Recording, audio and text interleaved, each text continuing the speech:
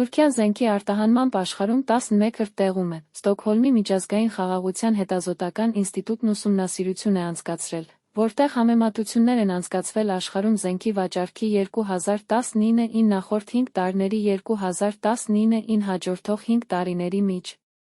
Ըստ հրապարակված զեկույցի, զենքի համաշխարհային արտուրը նվազել է 3,3%-ով, իսկ վերջին 10 տարում Եվրոպա զենքի ներկրումը կրկնապատկվել է։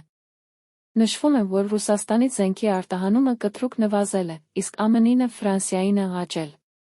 Զենք արտահանող երկրների ցանկանում առաջին տեղում ԱՄՆ-ն է, որին հաջորդում են Ֆրանսիան, ՀՀ, Իտալիան, Հարավային Կորեան, Չինաստանը, Գերմանիան, Միացյալ Թագավորությունը։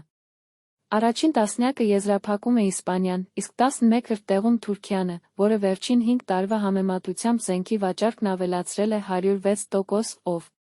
Նշվում է, որ Թուրքիան իր սպառազինության 15%-ն արտահանում է Արաբական Միացյալ Էմիրություններ, 13% Կատար, իսկ 11% Պակիստան։